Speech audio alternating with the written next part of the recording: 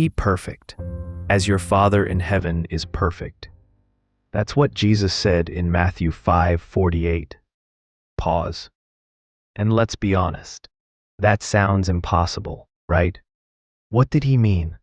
Is Jesus actually asking us to be flawless, like God? Let's rewind a bit. This verse comes at the end of one of Jesus's most famous teachings, the Sermon on the Mount. He had just finished saying things like, love your enemies, pray for those who persecute you. Don't just love those who love you, even unbelievers do that. At the time, most people thought loving your neighbor was enough, but your enemy? Not a chance. So when Jesus tells this crowd, be perfect like your Father, he's not dropping a random standard. He's summing it all up. Now, let's clear something up.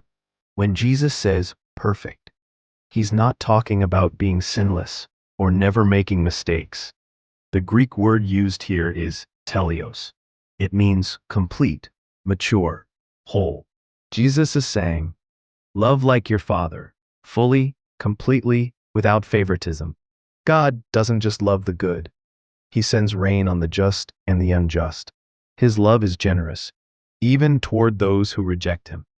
And Jesus is inviting us into that kind of love. So this verse isn't about perfectionism. It's about reflecting God's heart. It's not try harder to be flawless. It's grow into maturity by loving like your Father does. And yeah, it's hard loving enemies, being generous to people who don't deserve it. That's why this saying feels so hard.